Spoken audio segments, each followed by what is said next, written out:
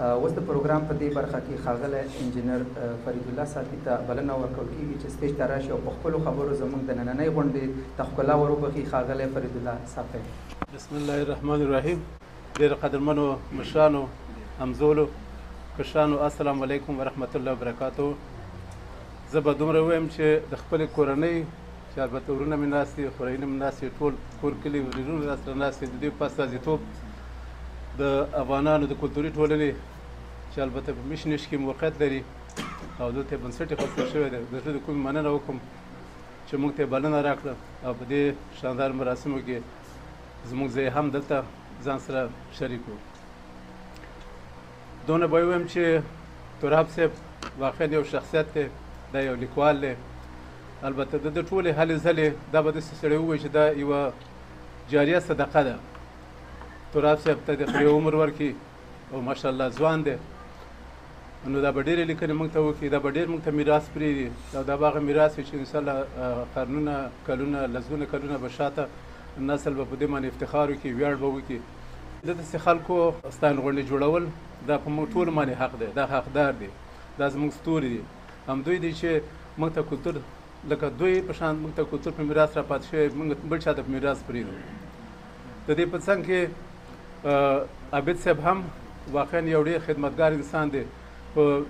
فزیکي لحاظ که دی ډېر وړوکی دی ولې په معنوي لحاظ دا ډېر لوی شخصیت دی. عابد واقعا یو نیک انسان دی، الله دې هغوی ته عمر ورکړي، په اول قدم کې د هغوی ته خدای صحت او روغتیا ورکړي چې په خیر سره شي. کاشکې هغه هم درته وایي چې اقلا زموږ د دې ځوانانو، زموږ د دې مشرانو، زموږ د دې انډیوالانو ملګرو د هغې په وړاندې یا تراث په وړاندې دغه نیتونه لیدلی وي، هغه به خوشحاله شوي، خو په هر حالت هغوی ته د خدای روغتیا بیا هم ورکړي او عمر دې خدای ورته ورکړي او د هغې په کالو زرو دې الله تعالی برکت ور واچوي. زه د یو شي وضاحت غواړم، هغه دا چې په کولن کې یا په مجموع المان کې خاصتا په کولن کې دغه څه ټولنې چې دلته دي، که څه دغه سیاسي جریانونه دي، که دغه کلتوري او مدني جریانونه دي، دا په واقعیت سره دا یو مکتب دی، دا یو درس دی. منفي له دې نه یو خو ځینې شخصي غوښتنې دي چې هغه د یو چا په وړاندې باندې یا شخصي غوښتنې د چا په وړاندې هغه جدا شی دی، ولې د هغه نه په وړاندې زه به داسې په جرات باندې ووایم چې د نن نه تقریبا 40-50 کاله پخوا د پښتنو ټولنیز ولسوالیز ګوند تعداد دلته کېښودل شو. دا یو لوی افتخار. هغه وختونو کې دا احزاب چا نه پېژانده، دغه ګوندونه چا نه پېژانده، ولې دوی وکولی شو چې د داسې یو حزب تعداد پرېږدي دلته چې د افغانانو او د پښتنو هغه عزت و نفس و د المان یا اروپایانو ته ورخوي. د هغه نه وروسته پسې په څنګ کې که د افغانستان کلتوري ودې ټولنه وه یا د هغې نه کونړ د ځوانانو ټولنه، وروسته پسې کونړ ټولنه، بیا پسې د افغان سینما تیاتر مرکز او په څنګ کې همدغرنګه د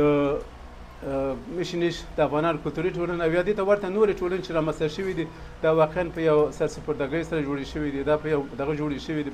په یو مرام جوړې شوي دي. او هدف د دې نه مرام پکې همدا دی چې څنګه کولی شي چې خپل دغه نسل ته یا راتلونکي نسل ته یو څه دغه پرېږدي، په میراث پرېږدي. هغه دا چې همدغه ځوانان ځینې که زه ګورم واړه ځوانان دي پوهېږي چې دلته خلک راغونډېږي، دلته څوک څه وایي، دلته دغه شعر څه معنا څه ده، دلته د ادب معنا څه ده، ولې دا خلک راځي، ولې دا کتابونه نوشته کېږي، دلته دا دونه غټ غټ کتابونه، دونه درانه کتابونه، رسالې او بروشورونه دغه کېږي، چاپېږي. دوی ته دا باید وروښودل شي او واقعا ته ورښودل شوي هم ده. یو شي بل غوښتل مې چې تاسو سره شریک کړم، هغه دا چې موږ په اقتصادي لحاظ یا په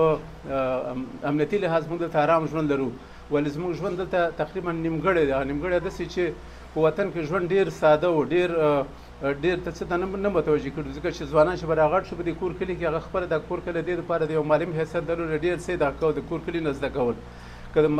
که مور اول معلم و، وروسته که د ملا معلم و، که وروسته به د مکتب معلم و. ولې د دې په څنګ کې دغه کور کلی دغه چې کلتور د کور کلي شي، دغه د یو ځوان یا د یو انسان دغه دپاره د یو مکتب و درس و، هلته یې زده کول، لکه په مشر سلام اچول یا په کشر شفقت کولو یا کشر ته وظیفه ورکولو یا د مړي ژوندي کې دغه اخیستل، برخه اخیستل. ولې دلته چې دي دغه نه دي، دلته دغه نیمایي ژوند د دې اولادونو زموږ سره نه دی. نو دغه نیمایي ژوند چې دلته نه دی، نو دغه هم زموږ او ستاسې وظیفه ده چې دغه د نیمایي ژوند موږ را تکمیل کړو، د لږ زحمت او څه وباسو، تر څو پورې چې دغه زموږ اولادونه موږ سره افغانان پاتې شي، مسلمانان پاتې شي، پښتانه پاتې شي، او اقلا دغه د افغانستان په نوم جغرافیه چې زموږ او ستاسې په نوم مسمه ده یا مخ د موږ راغټ شوي او لوی شوي او د دې ځایه را رسېدلي،